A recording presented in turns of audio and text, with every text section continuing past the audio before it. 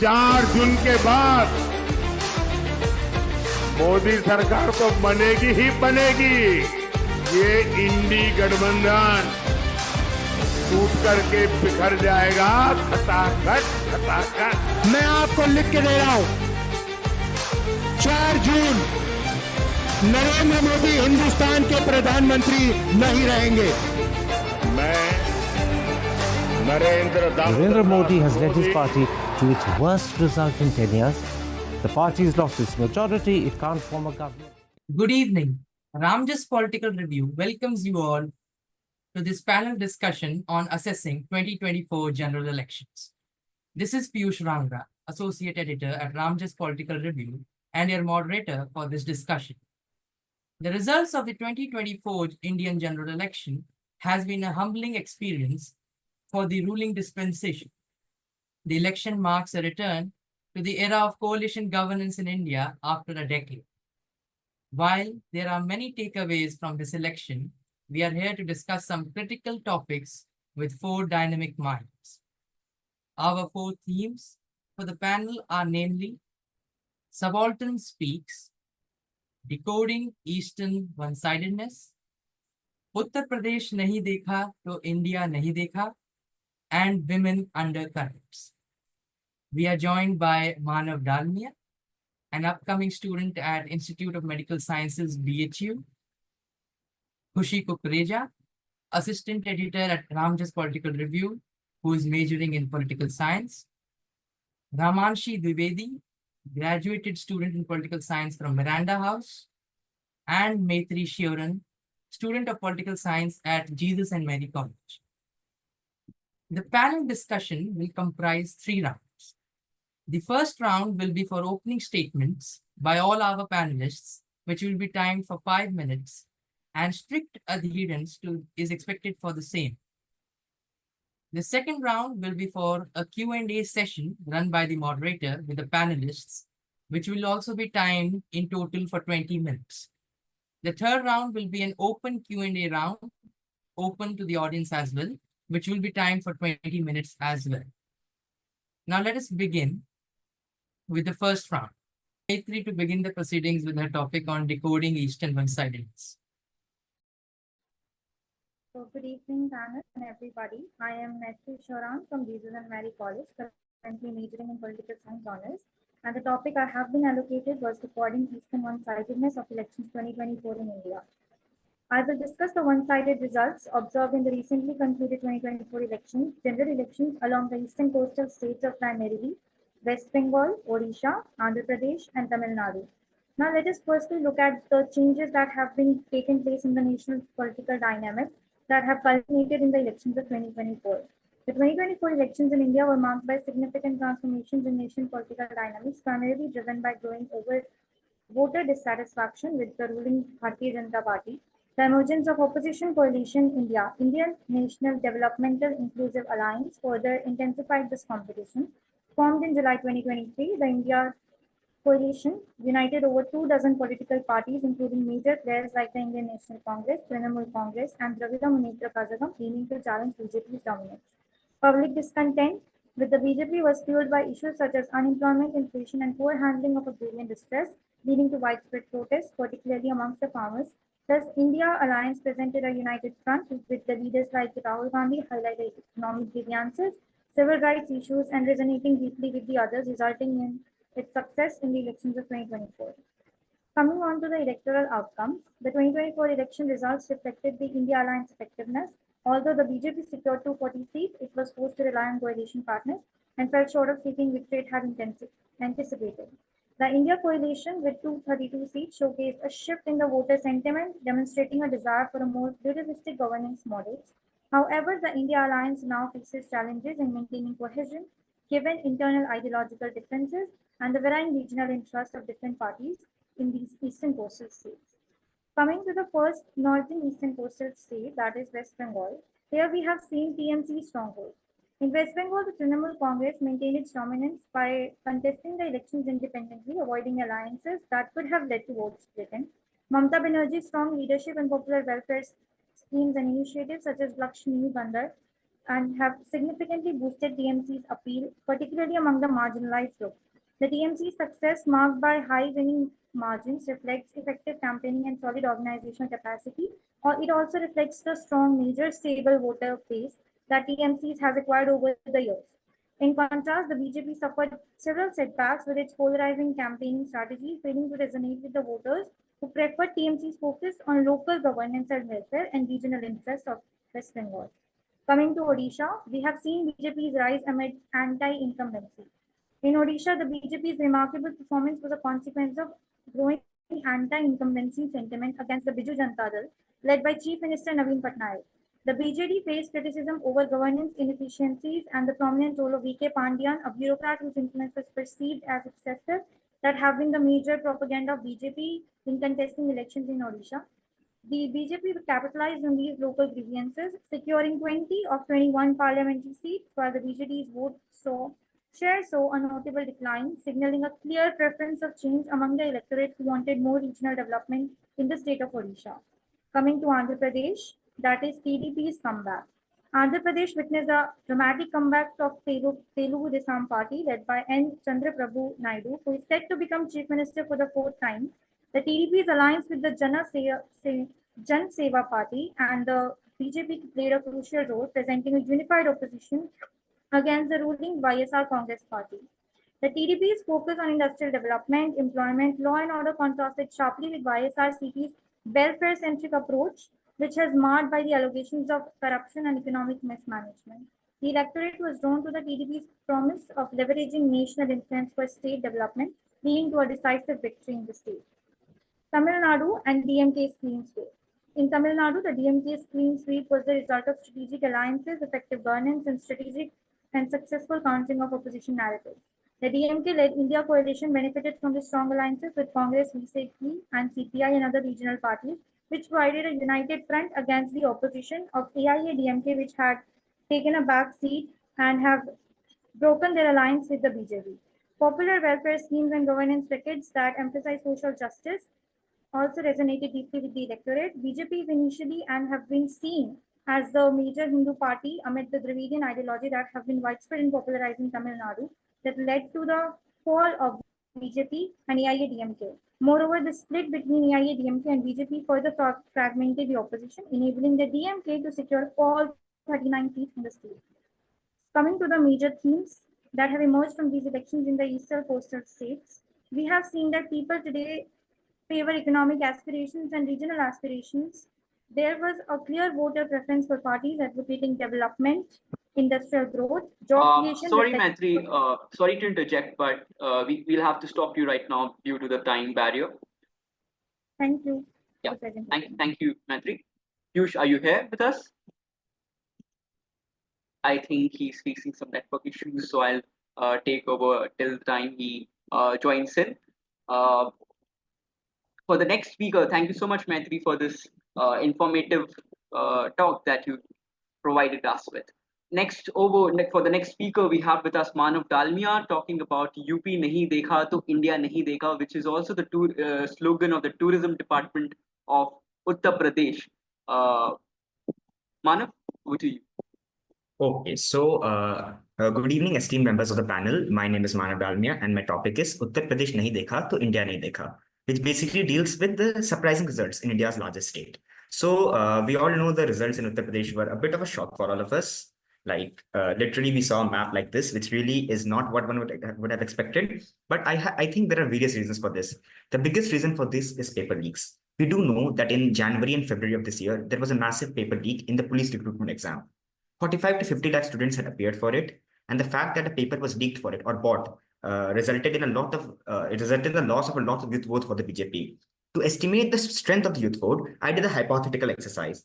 The youth electorate, which is 18 to 29 age group, makes up of 22% of the Indian electorate.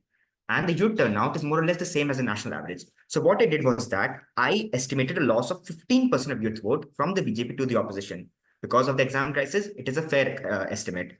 And just to see the result, what would have happened if the youth vote had shifted away from the BJP, and the results were staggering.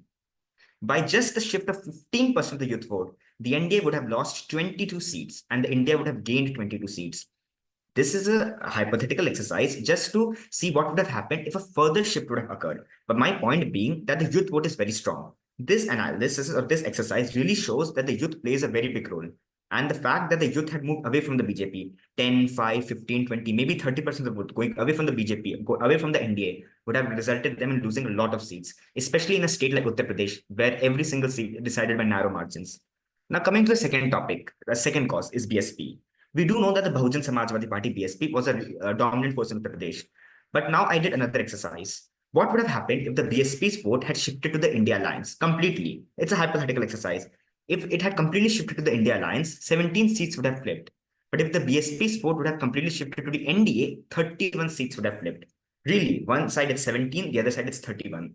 Which really shows one thing, that the BSP's vote stayed, wherever the BSP's vote stayed intact, the India Alliance lost. Which basically means that wherever the India Alliance was able to pull up the BSP votes, pull the BSP votes to itself, it won. Which just shows that the BSP's vote was more effectively and more accurately transferred to the India Alliance than the NDA. And which begs the question, had the BJP pulled the BSP votes, even 30-40% of the BSP votes toward itself, it would have been able to eclipse the vote difference in many seats. Because as we know, Uttar Pradesh is a state where every single seat is decided by narrow margins. Now, the third reason is vote concentration. I calculated the margins in every single constituency and to see how many constituencies were decided by margins greater than 20%.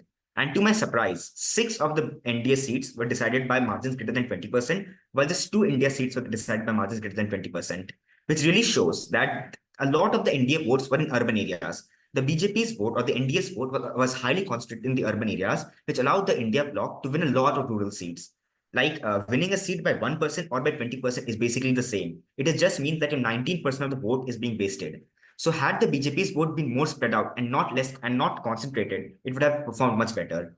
Now, the fourth and the fifth causes are tied to each other. The fourth is the migrant and worker crisis, and the fifth is the divergence of state and central issues. Both are tied together. For a long time, we used to think that the NDA would perform better at the center than at the state. But I think the converse is true for Uttar Pradesh. Because in UP, when the state, because many will say that just after the COVID and migrant worker crisis, the 22 Vidhan Sabha elections occurred, where the BJP won an astounding victory. Which really begs the question that what exactly happened.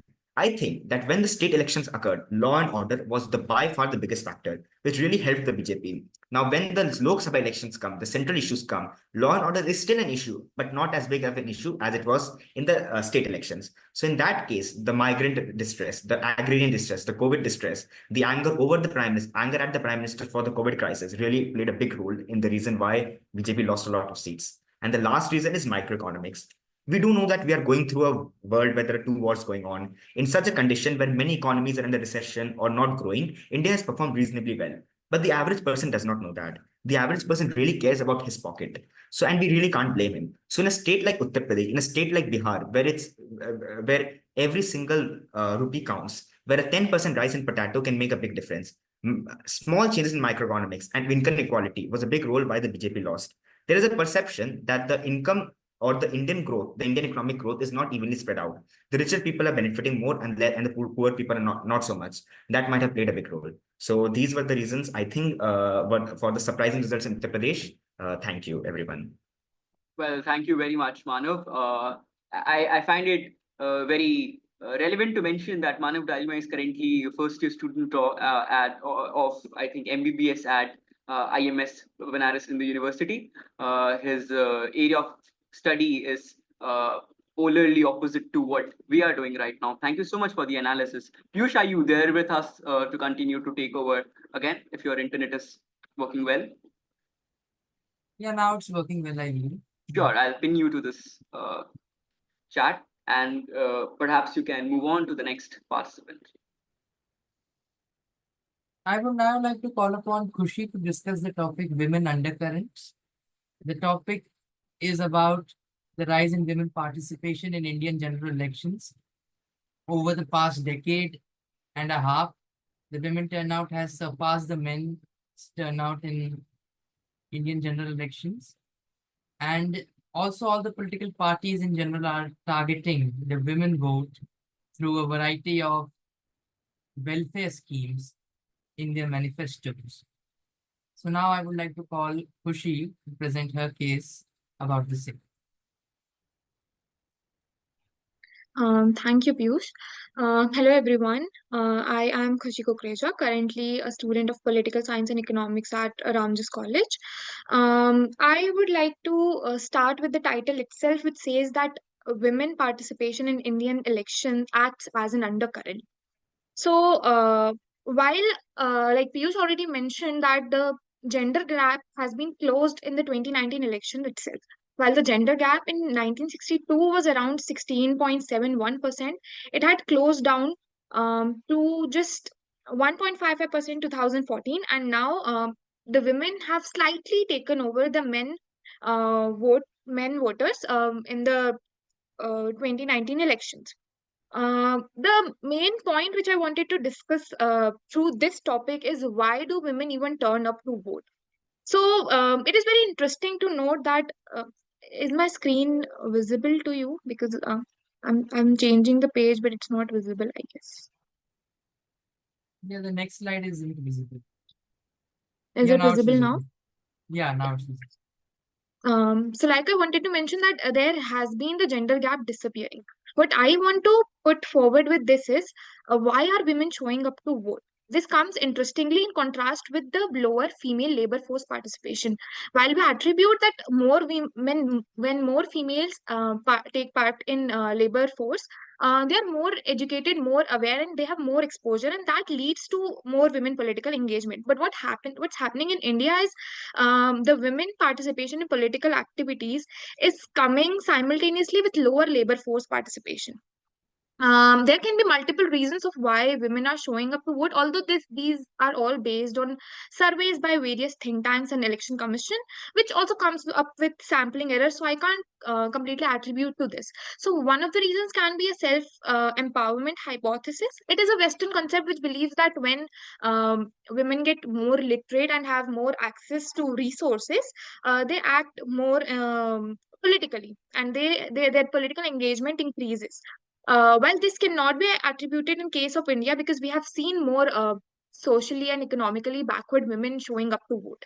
Then comes the institutional factor, which also plays a role. Election Commission of India in 2009 launched a program named SWEEP, which is Systematic Voters Education and Electoral Participation Program, which aimed to reduce this gender gap. While we see that the scheme's focus or the program's focus was on states like MP, UP, Gujarat, and Rajasthan to reduce the gender gap. Gujarat, in this election particularly, has seen the lowest number of women showing up to vote. So we can't even attribute this completely to this thing.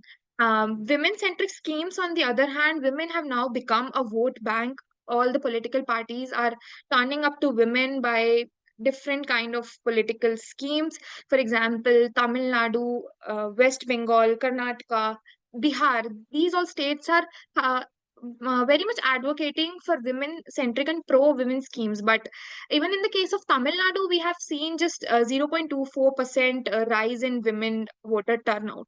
So that is also a reason which we can't completely attribute the women participation to.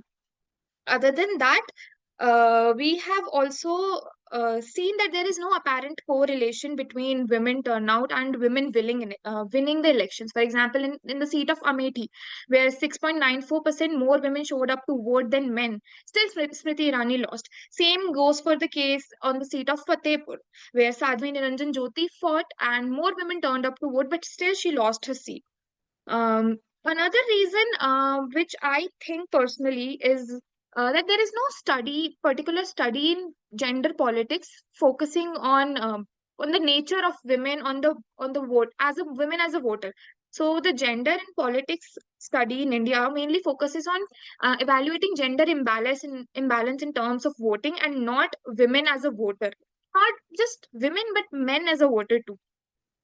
So some insights are there which through some surveys which say that women have been gatekept by men in households, and a lot of women don't show up to vote because they have their their presence, public presence has been restricted. But these are all based on various survey, and we don't have correct data on why women actually turn up to vote. There is also heterogeneity in women's vote, that 55% of women in India, according to a survey, vote according to themselves, and rest of them attribute their votes to their family members and vote according to what their spouse asked them to vote.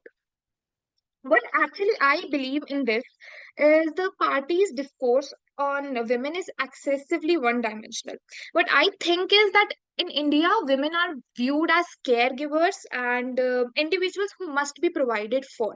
So women are not taken as someone who will actively participate in political engagement and will vote for them on the basis of political idea, but rather on the basis of some benefits they get from the political parties.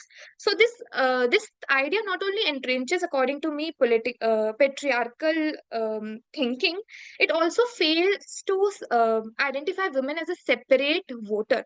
So in my view, women in India are seen as someone who can be lured or wooed through benefits, rather than as someone who can individually think and vote by their own stance.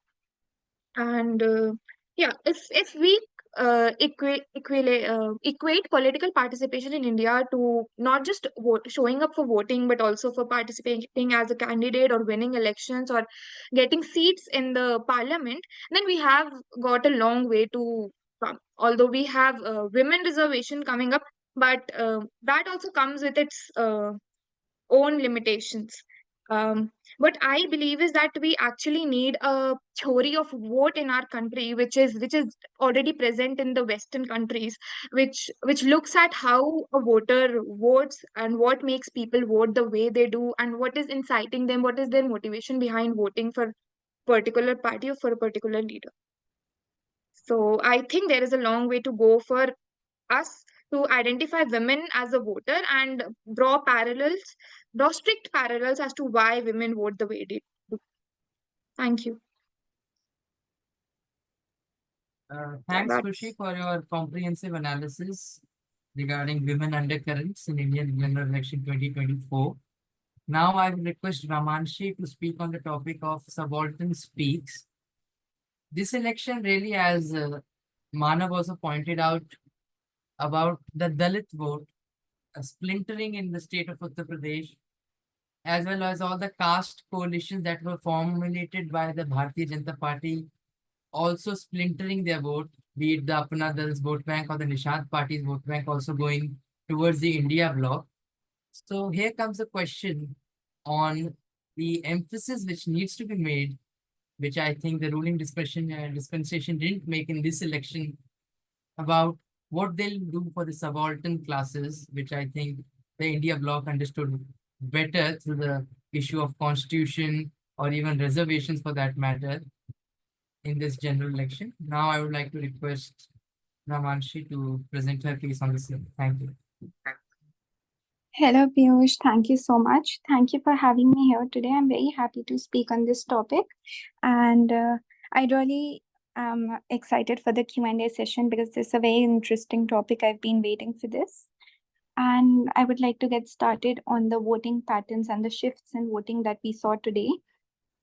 As we already know that the results of this election were quite a surprise to everyone, to me also actually, because I'm from UP and I myself did not think that BJP would lose its stronghold there, considering the things they have done for the public attention. So I think there was a very significant shift in the voting pattern of the marginalized communities. Historically, groups such as Dalits, Adivasis, OBCs, and religious minorities were often seen supporting specific parties in their own state. For Uttar Pradesh, Bharatiya Janata Party had a very strong hold among these communities. There was a noticeable increase in support. However, this time there was a noticeable increase in support for regional parties like the Samajwadi Party and Bahujan Samaj Party. And why does this happen? Although they had stunts like Ram Mandir and they had different things, but still BJP could not actually win in UP. And this was because, and this is just my personal analysis, please do not take offense to this. So I personally think it was because of Dalits not receiving as much as they wanted to. There were so many promises about employment. What I think, employment played a very, very important role in this, and Dalits have always asked for it, and considering the caste system is quite a task in UP and Bihar. So I think it was because of the employment schemes that BJP could not deliver. And on the other hand, we had opposition promising for more reservations for them. So this sense of insecurity that they had to search for someone who could actually justify this for them, who could actually give a platform for them to make a livelihood out of it. And this shows a great dissatisfaction for BJP. However, I was quite happy with the result. And yeah, so that is what I think for UP. In Bihar, I think there was a very big economic neglect in the rural areas. During my undergrad days in Miranda, I actually went to Bihar for a project in my summer vacation, and I had to take interviews of a few people and from the rural area. And when I was doing that, religion is one part of the country. There are so many other sectors of the country that one actually needs to support and look after. So there was a huge economical neglect in the rural areas, and there were persistent issues like inadequate infrastructure and unemployment. Something as simple as healthcare was even not provided to them. They had to travel so far for a normal hospital. If someone had a heart attack, I remember talking to this one Gram Panchayat member, and he mentioned that if someone had a serious issue like a heart attack, one had to travel around 50 kilometers to get to the hospital, which is so absurd because that's just not possible. You need to have at least basic necessities like healthcare there. And coming to Madhya Pradesh, I think the Adivasis there had a huge shift in their voting patterns. And personally, I believe this was a gap between the policy and the actual delivery, because for marginalized communities, they often rely on government's policies and their actions to make their life better, because they are already neglected from the society. But that is just how I see it. Maybe things are getting better, but I believe that they are not, at least not in the society. So they are completely dependent on the government, and if the government neglects them, their needs, and how they want their things to be, or some basic things, then it just gets difficult for them. And we all know why was this big shift in Assam. There were land rights and ethnic representation was there was a very crucial sort of phase that came where we could see even Manipur, we could see violence going on there, but the government was not very active in taking part. So that is how I think it is. And yeah. So thank you, Ramanshi, for a vivid illustration of all the states that really carry a lot of subaltern population. Now, this sums up the first round. And so let us now begin with the second round of this panel discussion on assessing general elections 2024. Before we begin, I would like to mention that each participant will have to sum up their answer within 2 minutes, so that we can ask as many questions. There could be as much of a discussion as we would like to have. So the first question I would like to ask Manav. The state of Uttar Pradesh, in my opinion, is overemphasized in every election. Basically, it does have 80 seats in its kitty, but if you see, when Narasimha Rao became the prime minister, it wasn't because of Uttar Pradesh. When even Vajpayee became the prime minister, it wasn't because of Uttar Pradesh, it was because of the alliance partners. When even Manmohan Singh became the prime minister, both Mayawati and Mulayam Singh Yadav joined from outside the government. And BJP's win of only, I would say, 2014 can be called a real victory for the state of Uttar Pradesh. Otherwise, the state isn't that much of importance. But the only importance that it has nationally is that it has given us most of our prime ministers have been from the state of Uttar Pradesh. So do you believe that a political party should be focusing on these 80 seats or the 463 other seats which are up for grabs? And Okay, try so to first of all, strategize with. Uttar Pradesh is like a nation in itself. But I think one can bypass Uttar Pradesh if the person is strong in other states. Now, the issue is that Uttar Pradesh gets an overemphasis because of the fact that regional parties have a grip on other states. You said Narsimha Rao. Narsimha Rao had Andhra Pradesh. He could have absolutely swept the Congress, absolutely swept Andhra Pradesh, not Andhra Pradesh. Same case we saw this year also.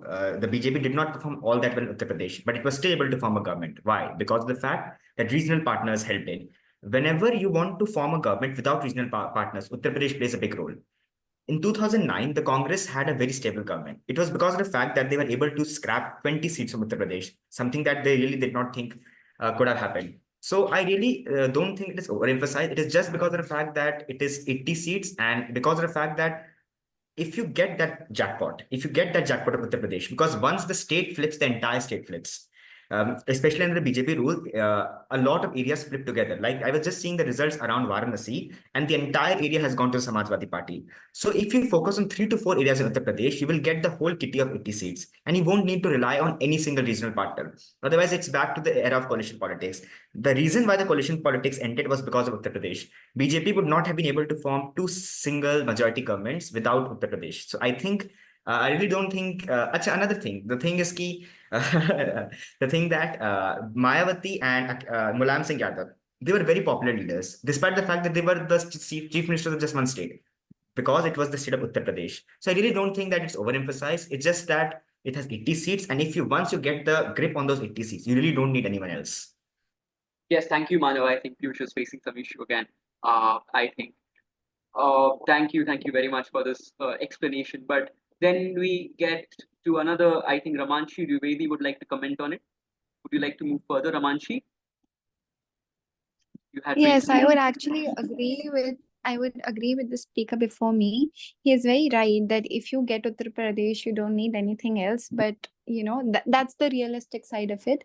But from a more idealistic perspective, it's 24 crore people. It's the most populous state of India. Their opinions, their needs, their things matter. And it's not overemphasized. It's the most populous state of India. So you have to give that state importance, and its neighboring states like Bihar and all of this are very influenced by Uttar Pradesh.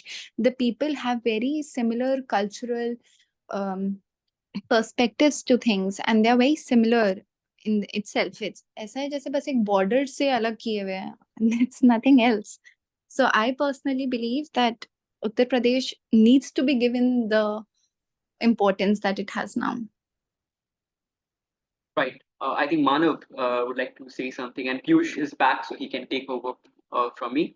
Yes. So I just wanted to add to the fact that Uttar Pradesh also had a great emphasis because of the fact it was a battleground state.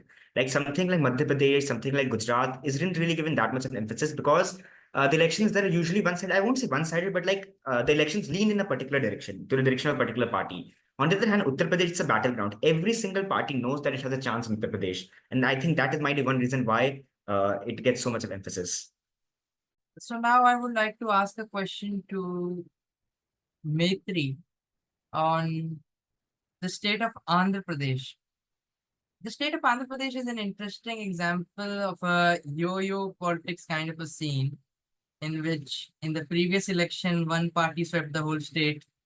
And in this election, we are seeing an alliance, NDA sweeping the entire state.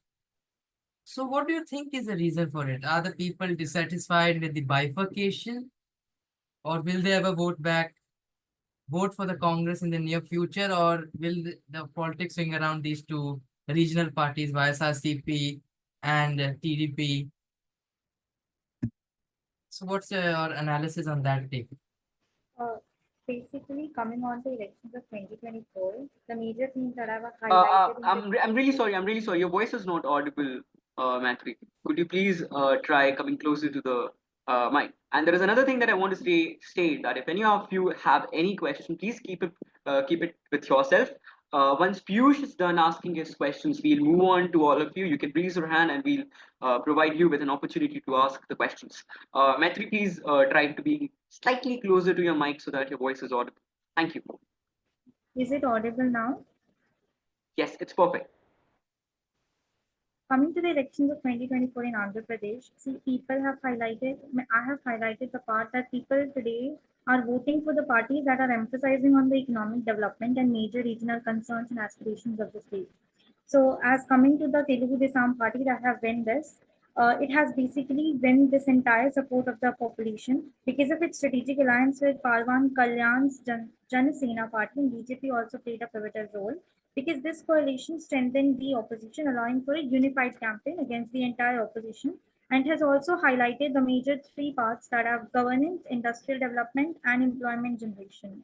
They have the Naidu and Kalyan, they have campaigned on a platform that emphasizes development model, integrating industrial growth and employment. People of Andhra Pradesh, even at an Indian general level today, have become more literate and more aware of their respective rights. And coming to the state of Andhra Pradesh, because of this awareness, I think Telugu Desam parties rightfully focus on the developmental aspects of the country, and the particular state have resulted in the victory of the Telugu Desam party and the coalition led by BJP. I hope that answers the question. So will they vote back the Congress?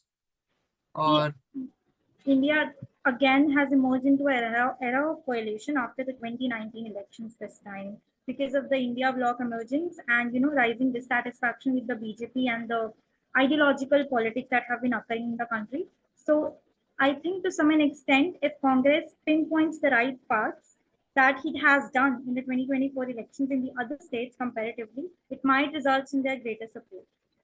So, and the unified opposition might also help in, getting a major vote bank if they are, focusing on the major right developmental criteria instead of just, contesting elections on the basis of, disrespecting or maybe the criticizing the other party politics. That might. Thank you. all right. Now I'd like to ask Khushi a question. Khushi, you mentioned about how the women voters in India get wooed by the welfare schemes and they might emerge as a voting bloc. I'm sorry, Piyush, you weren't audible for a while. Like your screen froze. Yes, I even audible I now? can't hear you. Am I audible? You are audible Yeah, now. now You're you- audible now, Piyush. Yeah. So my question is around welfare schemes for women. So do you feel like that the women voter, in spite of a lot of schemes that are publicized for them, vote strategically? Meaning, do they have any intersectionality involved at the state level or the regional level, or even at the national level? They have a choice and preference for a particular political party in which they believe they can get a better deal off from. Is there any strategic voting kind of a thing? So, according to me, what I feel is there is no strict barrier as to do women vote based on welfare schemes or do they strategically vote. A certain section might be strategically voting, certain section does vote based on the welfare schemes. But attributing everything to the welfare schemes, in my opinion, is wrong. For example, if you see in the case of BJP, after launching a lot of women pro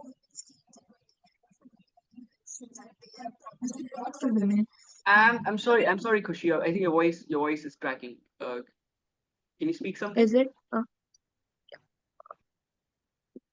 am I audible now? Yes, you're audible. Yeah, now you may continue. So what I was saying is, if you see the case for BJP in 2019, their women vote share was 43%. after 2019, they have advocated for pro-women policies a lot, and not just on a national level, but even on the states in which they had a hold.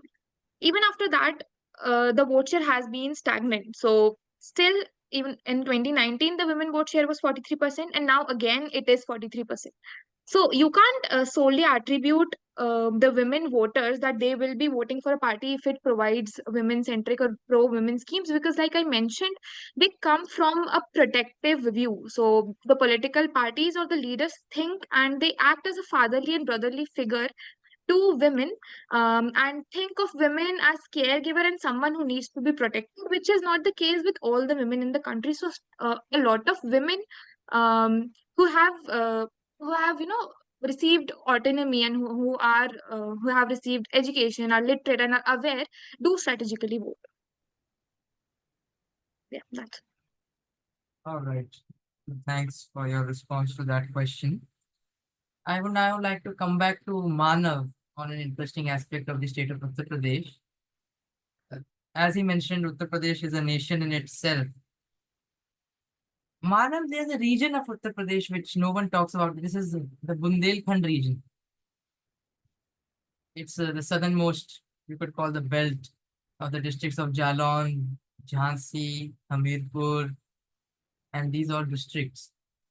And there's been a reversal in these districts. They voted very much for the BJP in 2019. And in this year's election, I would say one could emphasize that the India bloc struck gold when it struck in Bundelkhand, meaning two sitting cabinet ministers, I think Salvi Niranjan Jyoti and Bhanu Pratap Verma, lost from Fatehpur and Jalon respectively. So what do you think is behind this strategic shift of this region of Bundelkhand, which is very, you could say, underdeveloped in the state of Uttar Pradesh? What goes behind reasoning? Okay, so first of all, anti-incumbency, and secondly, as you said, it's underdeveloped, and as I think Ramanshi Didi said, that there has been a lack of, there has been an economic neglect. So I think when there is economic neglect, people blame the government. And in this case, since the BJP has been in power in Uttar Pradesh in the 2014 elections, 19 elections, 17, 22, for four successive elections, the entire blame comes to the BJP, to the NDA. So if there is any anger, it has to be towards, it is vented towards the BJP. Also because of the fact, as you said, in the previous elections, Bundelkhand was an NDA stronghold. So basically they had maxed out on their vote share there. Even minute fluctuations like the COVID crisis, migrant crisis, agrarian distress in Bundelkhand, paper leak, all these might have collectively added to such a big defeat. And it's not just in Uttar Pradesh, not just in Bundelkhand, it's for the entirety of Uttar Pradesh that such a transfer happened. All right. So in your opinion, another question I would like to ask is, was it really a peak? If I could just go for this question, can I just elaborate on your question that you just asked? Or do you want to continue this one and then let me speak? Yeah, I'll finish it with Manav and then you may respond to this question as well on Bundelkhand. Yeah, Manav. So my question is about, was it really a peak election? Certain times we call, no, that when, to use a allegory, not an allegory, but an analogy, like Rajiv Gandhi won 403 seats. That was a peak. Nobody can breach that peak. Yeah. Was it a peak for the India Alliance in this election, in your opinion, the state of Uttar Pradesh? When a government doesn't form, when someone doesn't get an absolute, like, see, this was not exactly peak, because you would realize that India Alliance got less of a vote share than the NDA. A bit less, marginally less, but still, we really neglect the fact that the BJP, the India Alliance vote share in Uttar Pradesh was more than that of the India bloc. It's just that the BJP's vote share was highly concentrated in the urban areas, while the India Alliance's vote share was spread out. It is not really a peak because of the fact still the opposition was able to win 37 seats, and winning 37 seats, not opposition, but I mean like BJP, and winning 37 seats despite 2 terms of anti-incumbency is not a small feat. So it's not really a peak. The peak in Uttar Pradesh is what Morarji Desai accomplished in 1977, which is basically sweeping the entire state. After Indira Gandhi's emergency, when the elections happened in 1977, the Janata Party, they absolutely swept every single seat in Uttar Pradesh, every single seat in Bihar. That is what I call a peak. All right, thanks, Manav, for illustrating the point about peaks. Now I would like to let Ramanshi speak on that thing about Bundelkhand, but I would like to add a caveat to the response. This should be.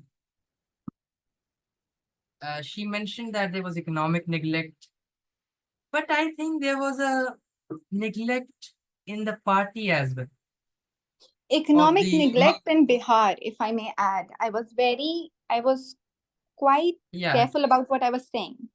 So yeah, not yeah. But Bundelkhand, but Manav Bihar. took it otherwise.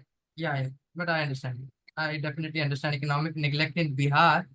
But Bihar is a very different state, to be precise, because Bihar has many regions within itself, and I think the NDA doesn't perform that well in Simhanchal. My question would be about Bundelkhand only, but my question would be, has political party in the ruling dispensation been able to really put forth faces from the subaltern classes? Meaning it's believed to be still a very dominant class and caste driven parties. You have the Thakurs, you have the Rajputs, everyone dominating until and unless there's a reserved constituency. Will BJP give a face? Like, will BJP ever play a gamble like Avdesh Pasi in Ayodhya? That's my question for you, Ramanshi, and you may also build upon your case in Bundelkhand. Thanks. Starting with your previous question, I would like to say now that you have mentioned a specific region and a specific person. So you mentioned Bhanu Pratap Verma, you said Jalon. Jalon happens to be my hometown, so I have observed it very carefully and from a reality that I don't think a lot of people can. So let me just tell you, and let's be real here, politics are very dirty. Bhanu Pratap Verma himself was from a backward class, and he was MP 5 times. He had performed quite well during his tenure. That is what I saw in Jalon.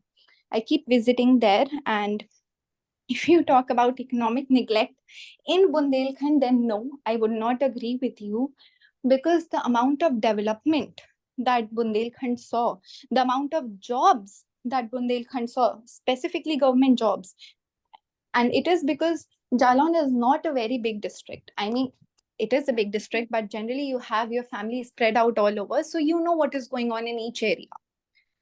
So if you're updated about that, you would know that Bhanu Pratap Verma actually worked quite hard for that. And if you really need to observe this result and why he was not elected this time, it was because his opposition, there were so many theories, there were so many things, but it was because I was there at the election time. There were not only talks about caste, they were not only distributing money, food, talks about land rights, talks about different kind of things, made promises to people door to door. I cannot even actually explain you how it was. The opposition was going door to door, giving people promises like, ये आपकी जमीन है, ये आपकी जमीन हम देख लेंगे, आपका ये है, we will see this for you. And these people are not very rich. They will go in for 100 rupees, they'll go in for 200 rupees. And when someone from your family is already fighting the election, you already know what is going on. So that is what I would like to say, that you are actually talking about something that was not there. They don't really see, this has been infrastructural development. We have good hospitals in Jalon, so there's no issue for that. There are good schools. They are generating jobs. So I would say that it was not what you had said, but rather it was just dirty politics, in my opinion. And your second question was? Let me add a caveat right away. Jalon is a reserved constituency, number one. And number two, Mr. Verma was a sitting minister. And Yeah, exactly. he did get defeated. Yeah, he was defeated. And by a healthy margin. I didn't also see this coming because most of the exit polls said he won't get defeated. Yeah, he was MOS for MSME for, I don't know, for I Yeah. think 2 tenures now, and MP for 5. And he was a sitting minister, and I know what he has done. He is my cousin Tauji, so I know what he has done. I worked with him. I worked in his office. He might have done, but I think the voters had something else in their minds. That is what I'm saying. What you are trying to say is very idealistic. You're saying, वो इतना सोचते ही नहीं है. जब उनके सामने आप 10 चीजें रख दोगे, they don't care. But I believe there was an anti-incumbency as well against Mr. Verma because he was defeated once, I believe. I think 99 or 2004, I'm not correct, but I think It Saurabh was Dwivedi from 99. Lallantop. Yeah, Saurabh Dwivedi of Lallantop also hails from your region only. And he Yeah, had his take. he's a family. Yeah, so he had his take on Mr. Verma's defeat. Manav wants to make a point on Bundelkhand. Manav. Yeah, so I just searched the caste matrix in Bundelkhand, and it is basically 35% OBC, 25% Dalit, 16% Muslim, and 24% upper caste, which means 76%, like 60% is outright non-upper caste, and 16% is Muslim vote. So as the scheduled caste, scheduled tribe OBC would have splintered away from BJP, it was a bit difficult for them to hold on to something like Bundelkhand. Yeah. Yeah, Hindu captured that sentiment that basically voters wanted more of employment in that region. I think And what Sobhana do you Nair. say if Hindus captured on that? What do you think the reason was? In what? The Hindu. You said the Hindus captured on the sentiment that it was employment. So what do you think? You must be different No, from that point of view. That is why you had the need to. actually, Jalon is not my constituency in that case. And I can't comment on what the people of Jalon have given their verdict in favor of Narayan Das Ahirwar, who is a veteran of the Bahujan Samaj Party. Let the record also reflect that. And I think this sums up the Bundelkhand region. Another question is about a very strategic region, which also BJP lost, I think, Purvanchal. Meaning Purvanchal was like complete India bloc sweep in that case. So Manav, what in your opinion was behind that shift around Varanasi also losing all seats? Gorakhpur division was a saver for the BJP. Rest all divisions they were defeated quite soundly. So what is your take on that? I'm really not that aware on this thing, but I think again the same caste matrix must have splintered. So I agree now, with you.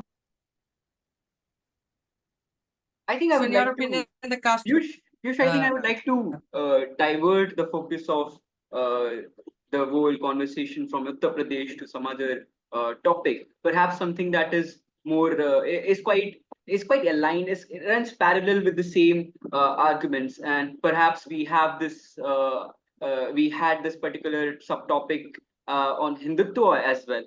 So I have a question that I'd like to pose to Manav Dalmia and Ramanshi Dwivedi, and if somebody else would like to answer, they may add on to it. After which, Piyush, I request that you can perhaps request the other participants to ask questions as well, because I have been told that Manav has some questions too.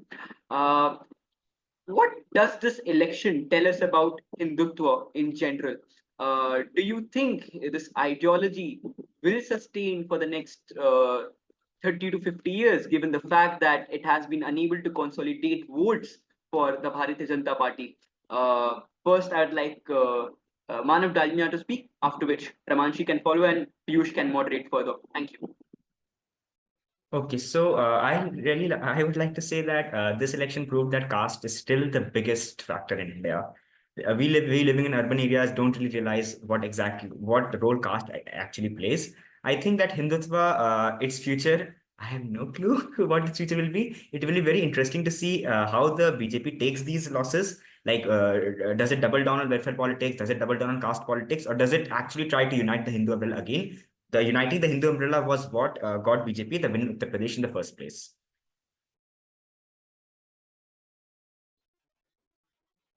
Sure, Manav. I think Piyush, you can take over from here. Perhaps you can moderate the session. Ramanshi, it's Ramanshi's turn, so perhaps you can ask her this. Yeah, sure. Ramanshi, you may answer, but I would like to ask another question to you.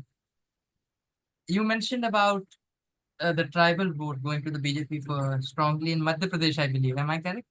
You mentioned Yeah. that. Uh, I would like to come on the NDA's, I think, very bad performance in the Northeast. What do you think is the reason for that? NDA losing Nagaland, I Meghalaya mean, it seats. was very predictable for it was very predictable for me that I knew that the Northeast wouldn't be supporting NDA, considering their response to the issues that were going on in the Northeast in the past year. And I wouldn't say they were ignorant, because personally, I believe there is a system, a proper systematic procedure for everything, First, the states look into it, the police is there. There's so many different levels that the government is made up of. You just cannot expect okay, this issue is there, the prime minister has to speak on it. It's just not possible. We have different layers to address different situations. So I believe that this is there, but I would also say, not using the word ignorant, but I would say that I was personally not satisfied with the response of the central government to the issues that the Northeast region was facing, because there was so much of violence. And after a point, I think beyond all of this, there is humanity, and one needs to speak up about it, even if there are procedures, even if you cannot do anything directly, you need to at least address this issue. You at least need to speak on it and go forward for it. And they just felt they did not get the attention, they did not receive the importance that they should be receiving. I have friends from the Northeast, and what were they thinking? They were saying ki acha mera bhai behan mujhe, they're just calling me and telling me to get home Maggie. For something as simple as Maggie, they cannot travel. And it was that hard for them to get out of their houses. It was just horrible.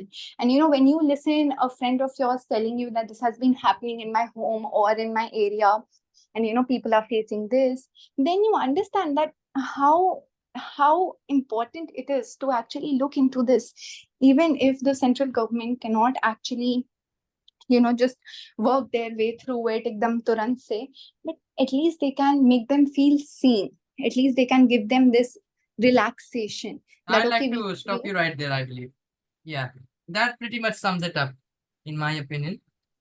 Your impassionate response towards this question, that really there was a lackluster response, I believe, in the central government to the needs of the Northeast. One more question for Maitri. I think Maitri, was caste a factor in these West Bengal elections? Sorry, can you repeat your question? I can't turn on the video because of network issue. So if it works, I can use the audio. Yeah, one question only I have. Yeah. Was caste a factor in the West Bengal elections?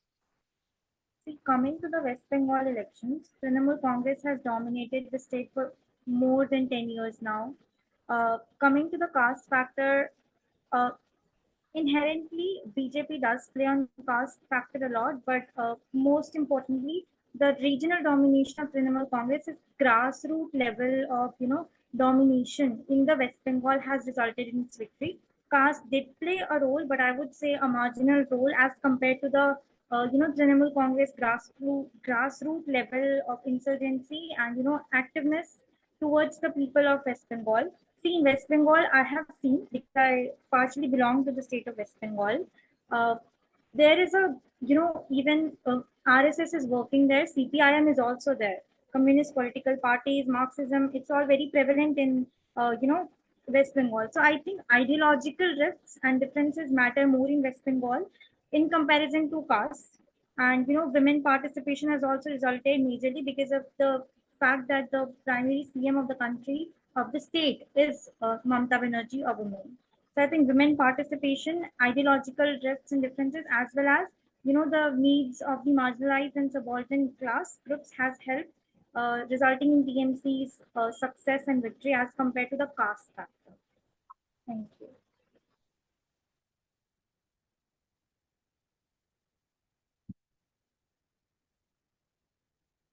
Am I audible?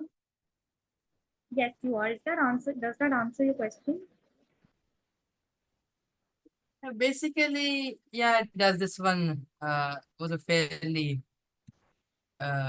critical response, in my opinion, about how West Bengal votes. Caste isn't a major factor there. So you answered pretty much that question. So now we come to round 3 of the discussion. I think a bit of a pandemonium was created on the state of Uttar Pradesh in the previous discussion, but I think it was interesting. It did answer many questions of why BJP lost the critical state of Uttar Pradesh.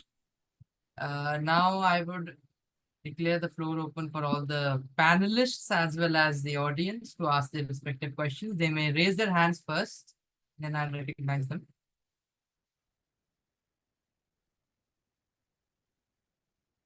Is there anybody else who would like to raise their hand?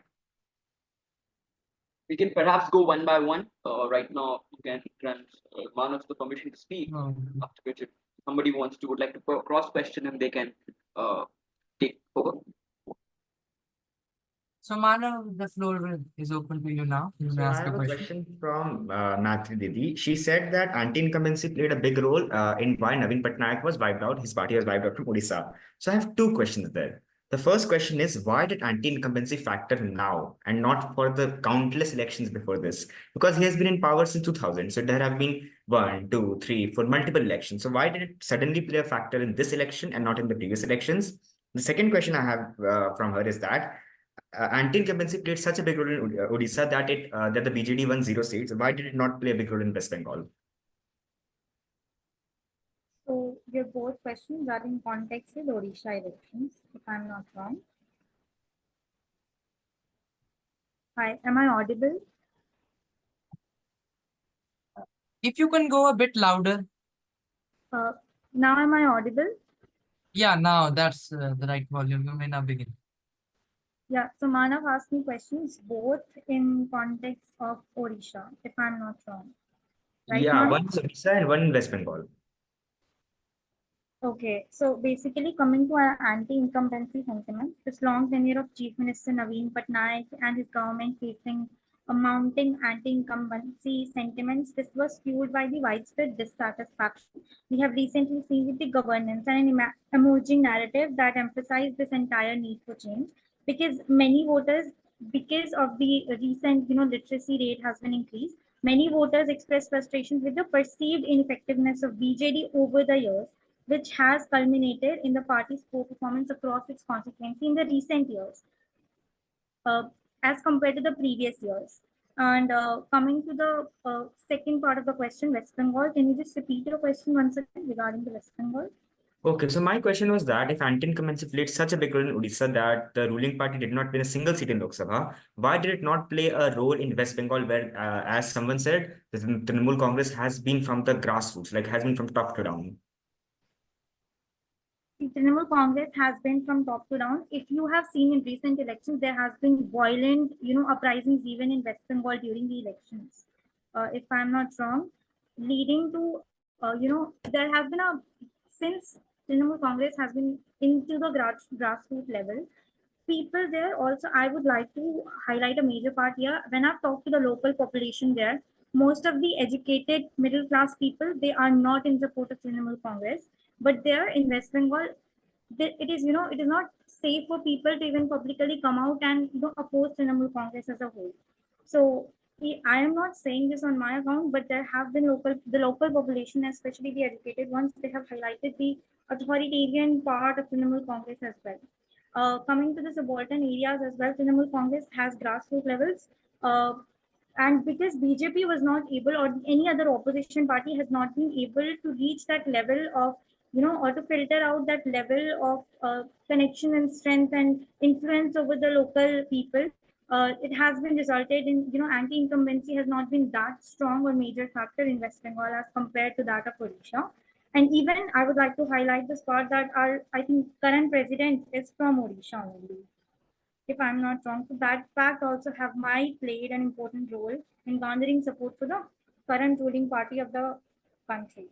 That has I'd like to resulted. ask you again. You said that people are not admitting that they're voting for Trinamool Congress or BJP in the open. Like I did not hear that. Can you please repeat it? So I would like so here I said see, this is the survey that I have taken on my account in the West Bengal currently when I've been there. So the local population in West Bengal, they are, especially the educated middle class, they are not in favor of Trinamool Congress because of their certain, dictatorial or, I would say authoritarian policies. and the violent uprisings have been taken place in West Bengal in the recent elections as well. There are some districts in West Bengal that have BJP majority in recent elections. One of the areas belong to one of my relatives area. It is Ura in West Bengal. And coming to the part of anti-incumbency, people see, because of this entire grassroots level connectivity, other opposition parties have not been able to reach that level of connectivity in West Bengal. That might have resulted in less resonance with the poor people's interest. And because Trinamool Congress is mainly focused on West Bengal and its poor people's interest regarding poverty, unemployment, and women's rights, that have resonated more with the subaltern groups and class and caste as compared to the other opposition parties' agendas. So yeah, I hope that answers your question. To add on to this, you said that people are afraid, but then why would they be afraid if they are casting a ballot in private? The ballot, the Indian elections give people the ability to cast their vote in private. So, I mean, isn't it a failure of Indian elections if really you have to fear a political party despite the fact that your vote is essentially private? Like no one else knows your vote other than you. See, even in the recent Western Bengal elections, BJP has allegedly, asked that election commissioner of the country that there have been malpractices in the ballot boxes in the West Bengal. So these entire malpractices allegations of one party over the another, it all as a whole also, identifies with the failure of elections in India if you ask about the democratic spirit of the country. So these allegations and malpractices of the elections of one and their claims by one party over the another, it all as a whole, represents the failure of the country. So not just focusing on the fact that people are afraid, but there are also been allegations of malpractices. I think that also highlights and resonates with the fact that failure of elections in the country. Okay, thank you. All right. Thanks, Manav. Now I like Shruti to first ask her question, followed by Kushi. Okay. Thank you so much, Piyush. I hope I'm audible because internet has been acting up a lot here. Am I audible? Yes, you are. You may ask your question. So my question is to Maitri, since I belong to the east of India, so therefore I was very interested to know your opinions about the elections there. If you have noticed in Prime Minister Modi's recent speeches, there have been lots of his speeches start usually with Jai Jagannath, that used to go with Jai Shri Ram. So do you think this phrase Jai Jagannath is going to be politicized more, or do you think that the Hindutva stream is finally going to capture Odisha? Like, what's your take on it, or is it just a simple phrase and am I just emphasizing on it? Hi, Shruti. Thank you for your question. So your question is whether the entire Hindutva ideology is going to overtake the Odisha after these current elections, if I'm not wrong, and the Jai Jagannath slogan that they have taken, right? Yeah. In context of Odisha, see, basically, dominant BJP's performance not only is based on this Jai Jagannath slogan. We have seen recently that after these elections and BJP's win in Odisha, they have opened all four gates of Jai Jagannath temple, if I'm not wrong. And coming to the part of Hindutva ideology, see, they have won the major support or their base support in Odisha after such a long tenure of the previous CM on the lines of anti-incumbency sentiments, secondly, governance, thirdly, development, and fourthly, the regional aspirations and aspects that BJP has highlighted for that they will do for the Odisha as a separate state. And so I think Hindutva ideology might play a major role first initially because BJP is currently the ruling party of the country, and it is the ruling party coming in the state of Odisha. Because Odisha also has a tribal population, and BJP has also, focused on their needs and aspects in the recent election manifesto in Odisha. So I think instead of, dominating the Hindutva ideology, the base on which they have won the elections, if they don't work on that base, then elections, people might change their entire, focus or to the other political party, because people today are focusing on the results of the elections by taking a change from the underdevelopment in Odisha to more developmental aspects, less of the ideological aspects. But it might happen that Hindutva ideology might, overtake Odisha, but not at such a level that people forget to focus on the developmental aspects of the region and the Okay, child. Maitri, I think that sums up your response. I think Khushi may ask a question now. Hi. My question is to Maitri only. She mentioned in the opening speech that West Bengal gets its incumbency again and again. Mamata Banerjee wins because she gets a lot of women vote share in the state. So now, after the recent uprising because of the incident in Ajikor Medical College, I want to ask, what are your views on how this is going to unfold in terms of women vote share in West Bengal? Although Mamata Banerjee is playing on and off on this incident, she should be acting on it, but we have seen how she's trying to shift the blame to opposite parties and she's trying to avoid the whole situation. So I want to ask, what do you think how this is going to unfold and how this is going to manifest into the women vote share? Thank you, Khushi, for this. Before you answer, Maitri, I would like to interject. This question is about the contemporary scenario, and I think it's a bit of a hypothetical question about the state of West Bengal. So I would like to waive this question off. Khushi, if you have any other question you may ask. Can I add one thing regarding this question? One small line. So will it make it topic based? I mean, like, I want to answer Khushi this question by just one line. I would just say that. Will it make the question centered around a theme? No. That won't make. In that case, I think this question is not fair to ask because we cannot contemplate on a hypothetical, I think, because she has been strategic, the chief minister, in her discourse over the same. But if Maitri wants to answer a question which I am formulating using their inputs, as you have mentioned, being Mamata Banerjee is like protector of women, getting a lot of women votes out in each election. Do you think it is an unshakable voter base for her, or it can be shaken by incidents such as the one that has been mentioned by Khushi? And I would like to add something to it since it is an open round. I'd like to add a bit to it. Do you think it is really an uprising that might shift the voter base, as Piyush has said? That does it really have an effect? So that is it.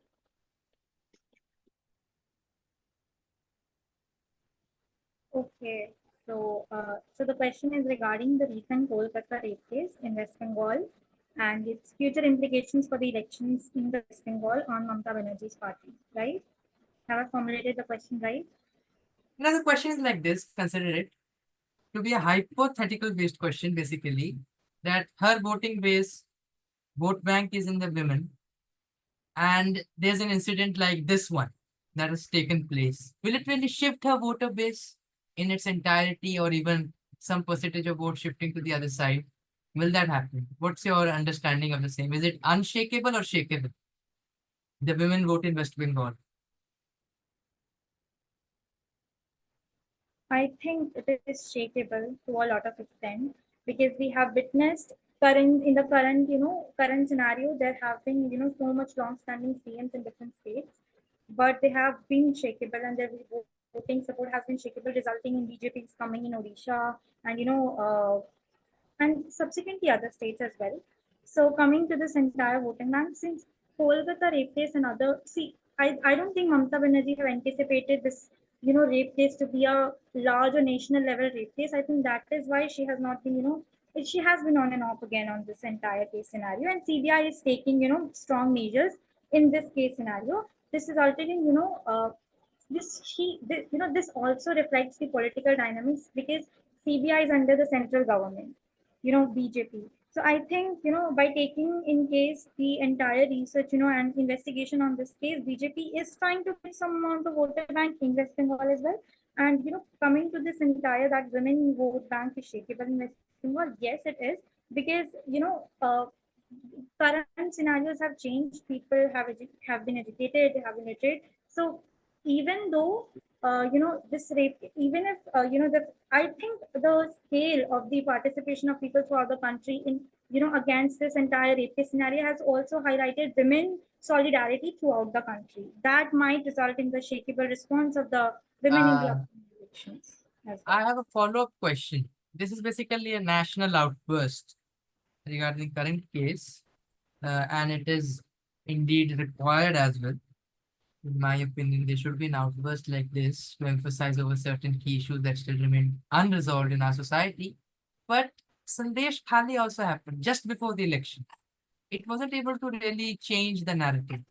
So do you think it really does matter to the people of Bengal and to the women of Bengal in particular after having after getting the installments of the Lakshmi scheme, Lakshmi Bhandar scheme and other schemes, does it really matter to them the security, the safety of women in general?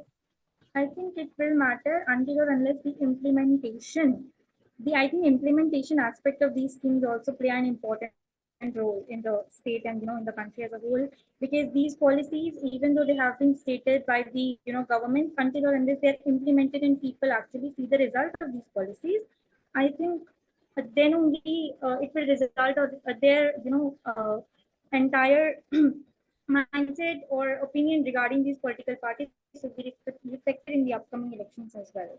So I think the implementation aspect of these policies play an important role. Because see, rape cases have been in India for like every 19 or every 9 minutes a girl is raped in our country. So this has been a very sensitive issue. The Manipur case, even if you see the Manipur's case scenario where BJP wasn't able or didn't take the good decision or over this entire tribunal or Sensitive women's issue, but I scenario would in say Manipur second dimension of resulted in. power also comes into the picture. I'm sorry, could you repeat Am I that? audible? Yeah. I was saying that even second dimension of power also comes into such a kind of a scenario in which many issues stay, uh, I think, on a lower ranking on everybody's mindset. Economy is the first issue, I believe, economy and many Yeah. other things in India it can be cast as well. Thank you, Maitri, for a response. Manav has raised his hand. Does he have any question? Yes, so I have two questions from Ramanshi Didi. One is that she said that one of the big reasons why the subaltern classes did not vote for the BJP was that the delivery issue, that the welfare schemes are not being delivered. But my point is that one of the biggest reasons the Modi government was praised, or one of the reasons it was credited to come for coming back to power in 2019, was that it was able to deliver the schemes to the people. So, like, how suddenly the delivery did not happen? The second question is that you said that unemployment caused splintering of the ST/SC vote. Unemployment is an issue that affects everyone. So why did it not cause splintering of the general vote for the BJP?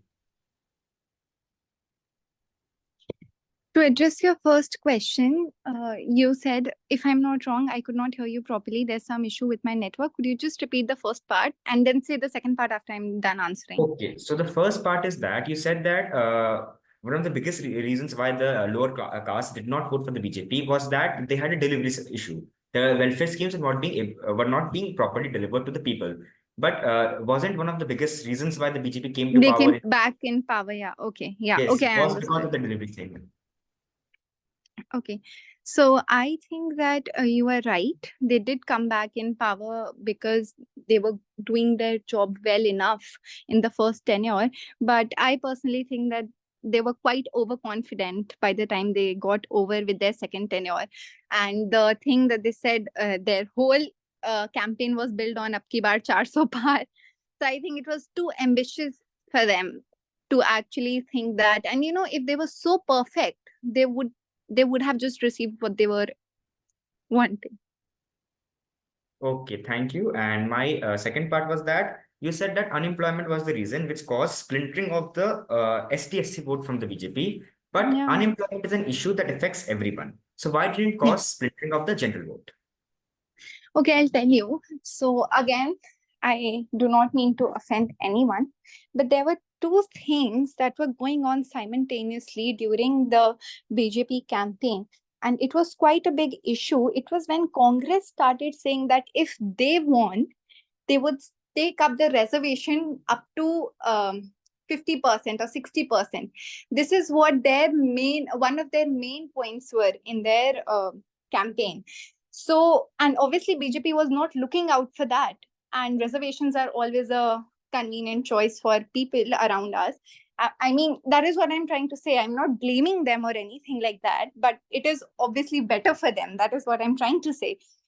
So they look at it कि हमारे लिए जितने reservation उतना better. For general category, I can tell you how much people suffer, even they suffer. But there are more aspects to employment than just reservation and all of that. You know, you cannot just be handed a job or admission in an institution because you're from a particular caste. You need to have at least a certain sort of merit to it. You know, you cannot just be handed over because okay, I'm this caste, I'm that caste. So that is how I think it is. Thank you, Ramanshi. I think Manav has another question. Yeah, and now I'm from Khushi Didi questions. So I have two main questions. Yes, I have two main questions. One is that she do said it this way.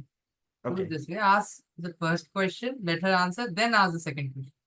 Okay. If that So the works. first question is that I think you said that the women vote came down in Gujarat, if I'm right. Yeah. So what was the reason? Like, I would really like to know the reason. See, actually, the reasons can be attributed to different things. There is no hard and fast rule that because of this reason the women vote went down. It is not what I meant was not the women vote went down, but the less women showed up for voting in Gujarat. And it has not just been this year. What I said it was in the context of the scheme which Election Commission of India had set up, which is sweep, systematic voters, education, and electoral performance. So I said it in that context that they have been running that scheme, and they have been saying that because of our scheme, women vote share has been increasing.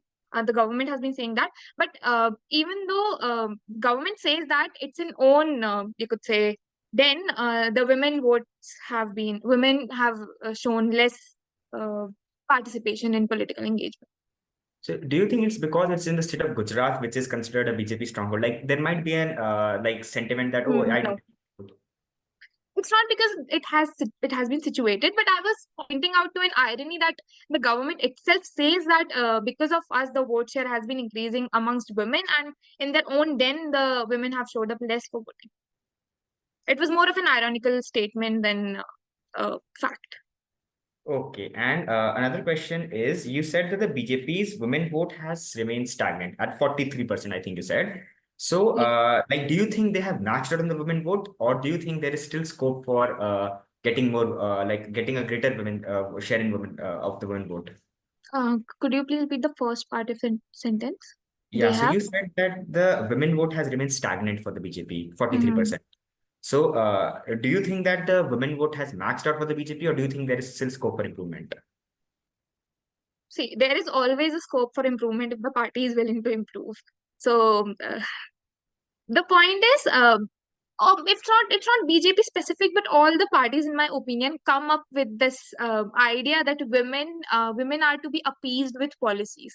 So if you look at women policies, they mostly are giving 1,000 rupees or 2,000 rupees, giving allowance for bicycles, giving cylinders. They always give something materialistic to appease women, and they consider the nature of women that they'll be appeased if you just provide them with the material benefits. So if a party really wants to max out their votes in terms of women, I think they should work and make policies which give more autonomy to women in terms of political, social, and economic arenas.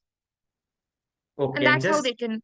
Yes, and just before Ramanshi Didi's question, I just have one small thing to ask. Why do you think women are lured more easily than men? Like, and if they're lured equally, how to change it? Okay, I don't see the point. Women are lured more easily. I don't wish to support that point, but the data says so. It's not hard and fast. There is no report which says. That's why I mentioned that there needs to be a theory of vote in our country, because we don't know why people vote, because we have just surveys of 10,000, 12,000 people. Sometimes even if you have a survey of 1 lakh people, that doesn't amount to the actual data, because we don't have really actual data of why people vote. But if even if you believe on the surveys, there is just a chunk of women who vote based on the we could say the policies, women-centric policies. And I don't think so women are easily duped, because if they were, BJP would have swept completely in states like Karnataka, for example, because Karnataka is also catering to a lot of pro-women schemes. And it's not always about that you can lure women through policies. It has become a narrative, and which is being held strongly by the political parties, in my opinion. Okay, thank you. Okay, so next question is by Ramanshi. You may ask your question. Okay, I don't have a question, but I want to ask. I think Khushi mentioned something on the lines of that there are policies to quote unquote appease women. What do you mean by appease or giving them materialistic things? They are trying to assist women from a certain, if a woman cannot afford a cylinder at her home, and getting out a policy to hand it over to her. What is wrong? Agar kare to dikkat hai, na kare to dikkat hai. I mean, how do they actually I cater to think that you? sums up the question. I think that's sums up the question. Hey, Interesting can you just question. stop interrupting me for a second? I had a second part now, but I'll stop the question. Enough is enough. But- You have been interrupting me all the time. No, I have not been interrupting anyone in this You scenario. have been. This is you this is ask a a moderated question discussion. like you're going As on I about had the same indicated, question as I had in indicated just before with as different well. fancy As I words. had indicated before as well, Manav asked questions in two Okay, formulations. sums up your point. You may also, yeah, it sums up my point. Thank you very much. Khushi, you may answer that question. Yeah. So what I think on these lines is, I don't see, the point is the policies are being formulated in a way by assuming certain characters about women. So when you design, I'm not denying that the policies are assisting women in a way, but if you see the major chunks of policies for women, all they try to do is provide some kind of material benefit to women. And I don't have problem with providing just material benefit, but it's not doing anything other than that. So when you are trying So to do cater you? to women, Yeah. Please go on. Sorry, I thought you had stopped. so when you're like I had mentioned initially, that what in India, what I feel is that political parties and politicians think of women as someone who needs to be protected and cared for, and that's why it is preventing in a way from women, for women to attain some kind of autonomy in any way. And I had also mentioned a similar pattern in terms of voting, that there has been, you could say, a gatekeeping of women votes. If you see, women are more active in electoral political engagement, but they are not active in non-electoral political engagement. Why don't women show up to attending any meets? Why don't women contact the elected representatives? Why don't women show up for elections? Why don't women contest a lot? There is a problem, and this needs to be addressed. Just providing women some material benefits does not provide them with actual empowerment. That's what my actual point was.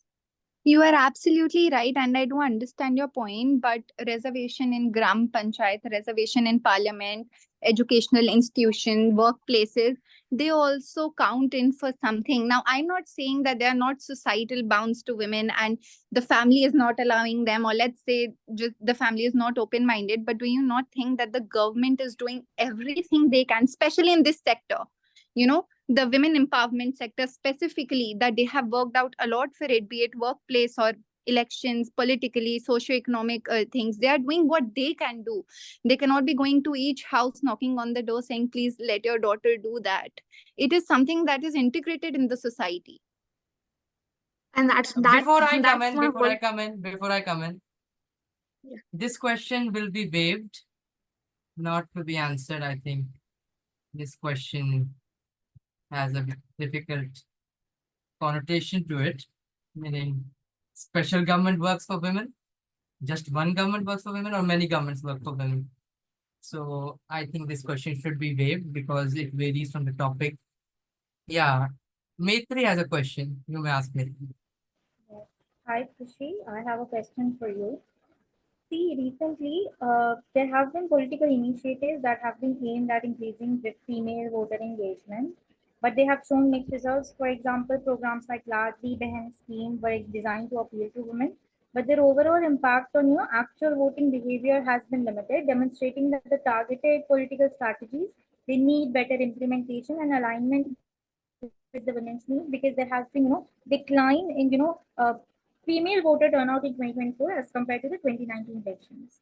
So what is your take on this? Wait, what is the question that you want to ask? I mean, should I just leave a comment on it? But Yeah, just your take on this political initiatives that have been taken out in order to, lure more female voter engagement. So, yeah. See, like you mentioned, the point that there have been policies targeting women, but the implementation does not align with what they have in mind, and that's why it has manifested in a lower women turnout. According to me, this question cannot be answered in a concrete manner because there is no data to prove if women have shown up for voting because of certain schemes or if they have not, because we don't have a particular you could say behavioral analysis of women voter in particular. Even if you look at surveys, the responses are mixed. Some women do vote because of the women centric stream and some of them do not. So there is no concrete answer to this question. And while you mentioned that the women turnout has decreased from last year, yes, it has slightly decreased. Women have not shown up for voting, but this can be attributed to a lot of reasons. There has been a decline in women like showing up of women for voting in the northeast region, and yeah. That sums it up. Arnav, last question to you before we end this thing. Yeah. Arnav, do ask your question. Before Arnav's question, I would like to emphasize on the fact that we have just 5 minutes left. So whosoever is supposed to be speaking, we'll try to wrap it up within this meeting itself. Yeah, Arnav. All right, I will thank you, Piyush, for letting me ask my question. My question is to Manav. Manav, you mentioned in the very end of your speech about the divergence of state and central issues, and you rightly mentioned that usually it is considered that BJP is stronger on the national front and weaker on the state front. But now that the roles have been reversed and you have interpreted it to mean that BJP is weaker on the national front when it comes to UP and uh, stronger on the state front. Do you think that in the coming state assembly elections, the incumbent BJP government in the state of Uttar Pradesh is good to go, or do they have to make any changes? And if the parties who have secured seats over the BJP in the Lok Sabha elections have a better prospect of winning the state assembly elections? Okay, thanks a lot for the question.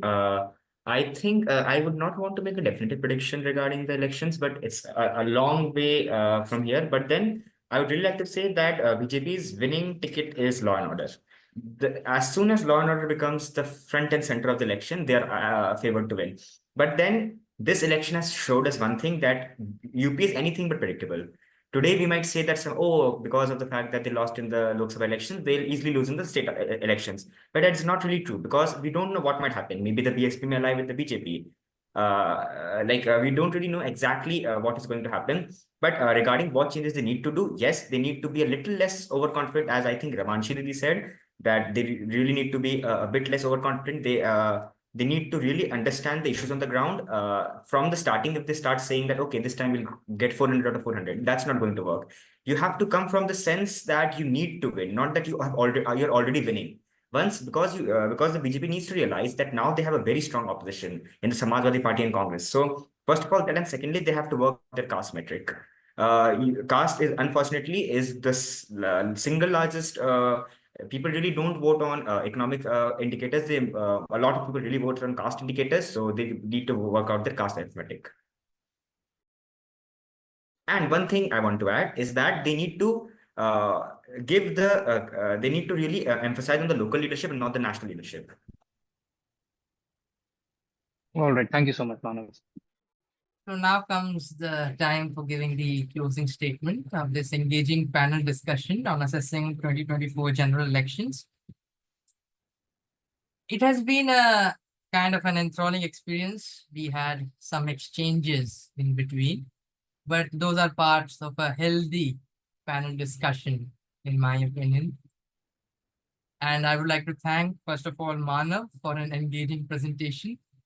And he was really well aware of the things that he was saying.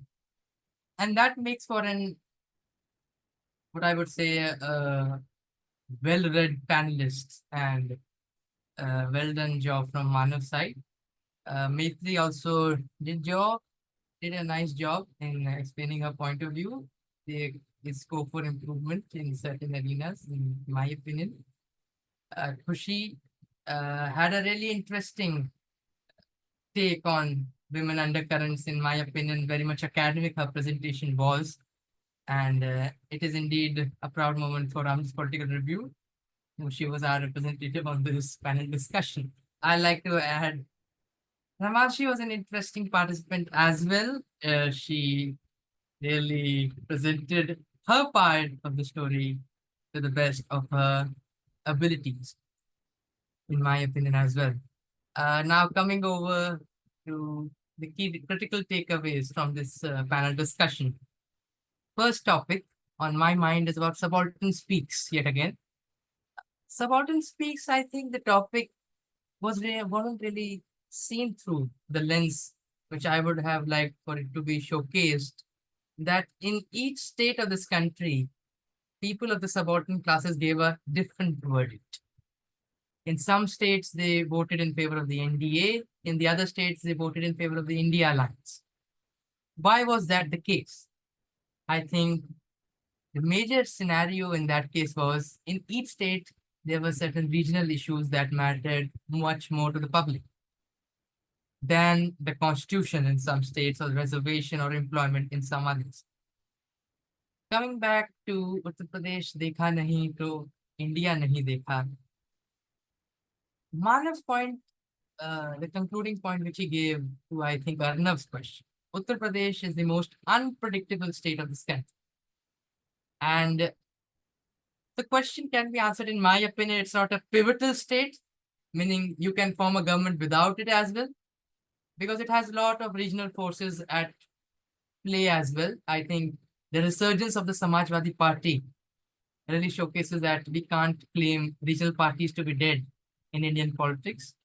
So yes, Uttar Pradesh is really an unpredictable state, but it is, in my opinion, an overemphasized state as well, because there are many other states in this country that can have a better watch out for if we excuse the state of Uttar Pradesh from the political arena's dynamics. Third issue which we discussed was decoding Eastern one-sidedness. Now, this has become a pattern of late, that the Eastern coast is voting in one direction. In 2014, Odisha voted one-sided way for BJD. In 2019, it was a 50-50 match. So I can call it a bit of a deflection. But West Bengal also the same case. But you could call it the Balakot bump, that people had nationalistic temperament while voting in those elections. But in Odisha, one could say the rise of the cultural Hindutva tone, when BJP calls for Jai Jagannath and opening of the gates, and an outsider not being the chief minister, the Odia Asmita thing, that was untouched in this discussion, in my opinion.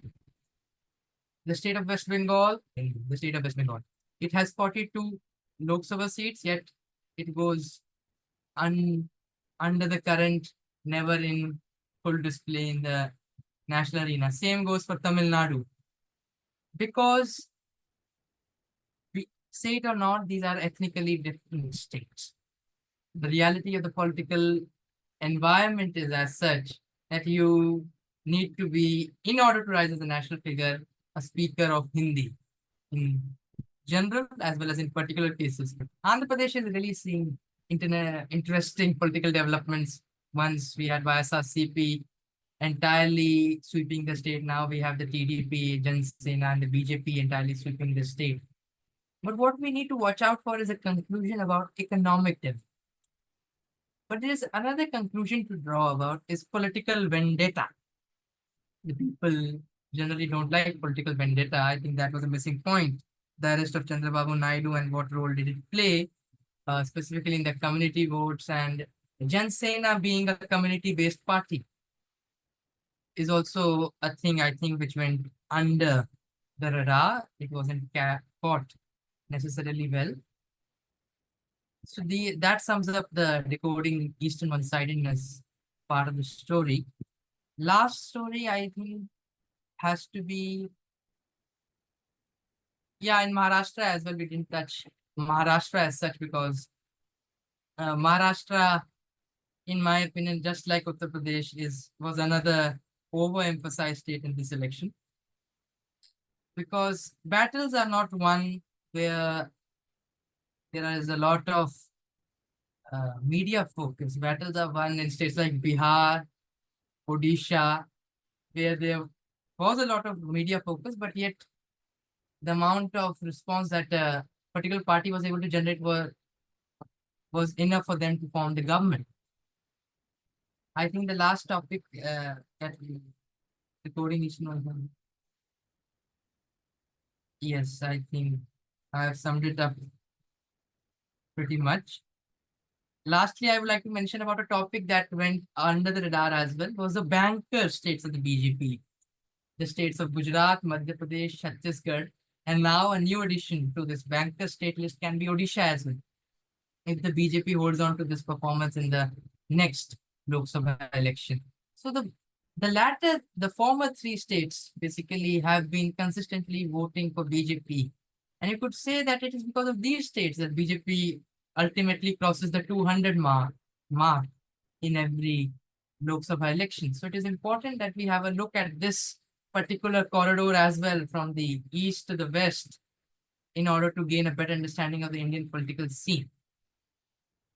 Lastly, humbling experience for the BJP in many cases. And the three takeaways for the BJP, which one could call out, is basically poor candidate selection in certain states like West Bengal, where some candidates didn't even belong to the particular constituency and didn't have their base. Secondly, in my opinion, was the reason that many sitting ministers had a high level of anti-incumbency against them, which was seen in this election, be it Smriti Irani, be it, I think, R.K. Singh, be it, in my opinion, Bhanu Pratap Verma, be it, in my opinion, Sadhvi Niranjan Jyoti. All these leaders had been elected by a big margin in the previous election. Why did they lose this time around is a crucial thing for even the party in power to learn from, that people generally don't like politicians who remain in Delhi for a long time, and they voted them out depending upon what their taking of the story is, because regional factors do matter in any scenario. So that pretty much sums it up. I thank everyone, Manav, Maitri, Ramanshi, Khushi.